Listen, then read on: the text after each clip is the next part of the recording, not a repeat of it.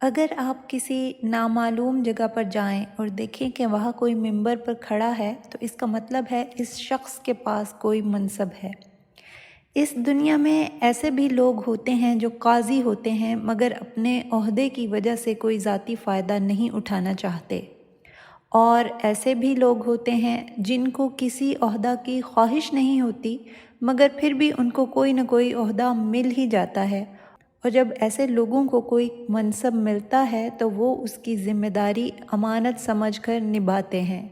اور پھر اس دنیا میں ایسے بھی لوگ ہوتے ہیں جو لوگوں سے تعلقات قائم کرتے ہیں مگر ان تعلقات کو اپنے مقاصد حاصل کرنے کے لیے استعمال نہیں کرتے۔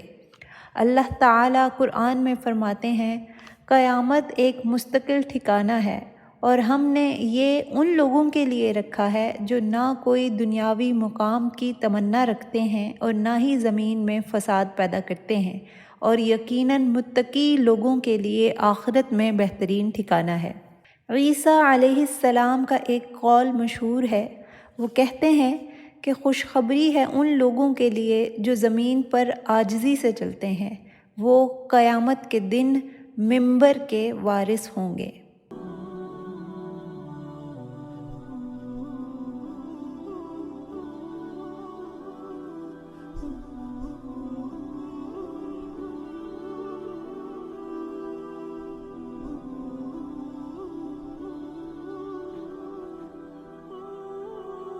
یوم قیامت مختلف درجات ہوں گے اور ہر درجے کا ایک مقام ہوگا۔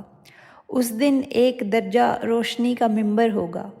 لیکن اس روشنی کے منبر سے پہلے بھی کئی درجات ہوں گے۔ نبی صلی اللہ علیہ وسلم نے فرمایا، 3 طرح کے لوگ اس دن کے شوق سے محفوظ ہوں گے اور ان سے حساب نہ لیا جائے گا۔ آپ صلی اللہ علیہ وسلم نے فرمایا، اس دن یہ لوگ خوشبو کی پہاڑی پہ کھڑے ہوں گے جبکہ اللہ تعالیٰ باقی تمام انسانیت کا حساب لے رہے ہوں گے۔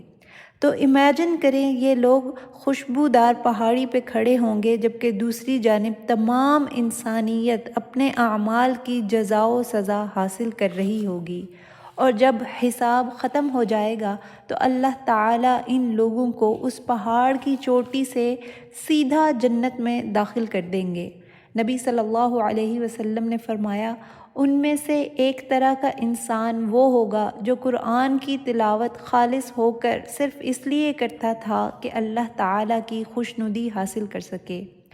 اور اس کی تعلیم لوگوں کو دیتا تھا،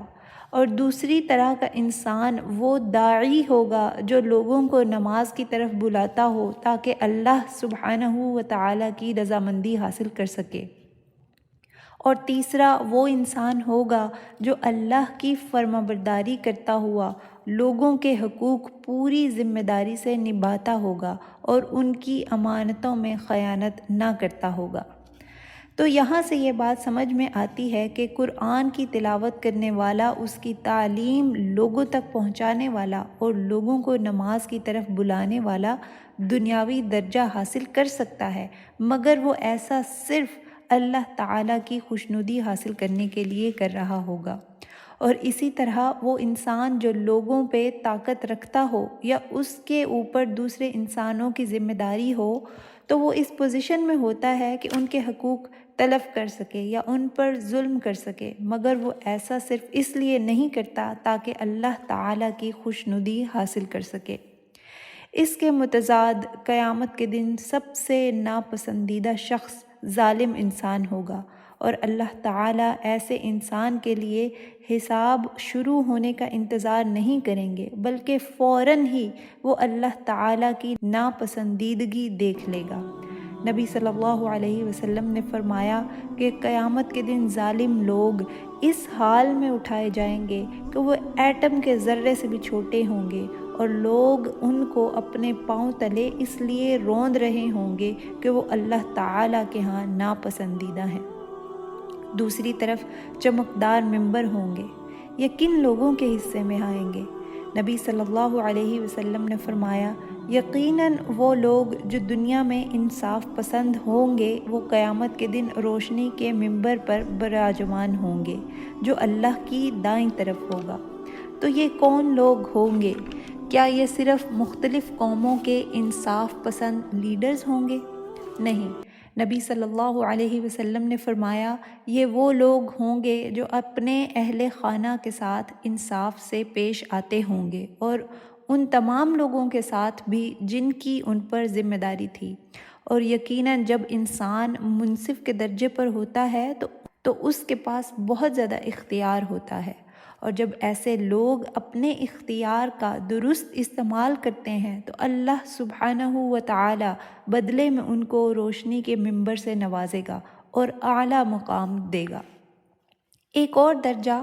ان لوگوں کے لیے بھی ہوگا جو لوگوں سے اپنے تعلقات درست رکھتے ہوں گے، لیکن وہ دنیا میں قاضی، منصف یا کوئی اور عہدہ نہ رکھتے ہوں گے، اور وہ لوگوں سے محض اللہ تعالیٰ کی خاطر محبت کرتے ہوں گے۔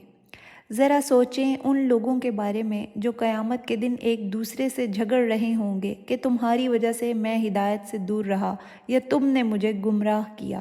وہ اللہ سے کہیں گے یا اللہ ہمیں وہ انسان دکھائیں جس نے دنیا میں ہمیں گمراہ کیا تاکہ ہم اس کو اپنے پاؤں کے تلے رون سکیں۔ تین دوست اس دن آپس میں جھگڑ رہے ہوں گے اور غصے میں اپنے ہاتھ نوچ رہے ہوں گے اور کہہ رہے ہوں گے یا ویلتا لیتنی لم اتخذ فلانا خلیلا، افسوس، بدقسمتی، کاش میں اس انسان کو اپنا دوست نہ بناتا۔ تو جب ایسے لوگ جھگڑ رہے ہوں گے، چیخ رہے ہوں گے، تو دوسری طرف روشنی کے منبر لائے جائیں گے اور اللہ سبحانہ و تعالی پکاریں گے وہ لوگ کہاں ہیں جو میری خاطر ایک دوسرے سے پیار کرتے تھے۔ ان کے لیے روشنی کے منبر ہیں اور وہ نبیوں اور شہداء کی تعریف کے مستحق ہوں گے۔ ایک اور حدیث میں صحابہ کرام نے نبی صلی اللہ علیہ وسلم سے پوچھا کہ یہ لوگ کون ہوں گے؟ تو نبی صلی اللہ علیہ وسلم نے فرمایا یہ لوگ اللہ تعالیٰ کی خاطر ایک دوسرے سے پیار کریں گے۔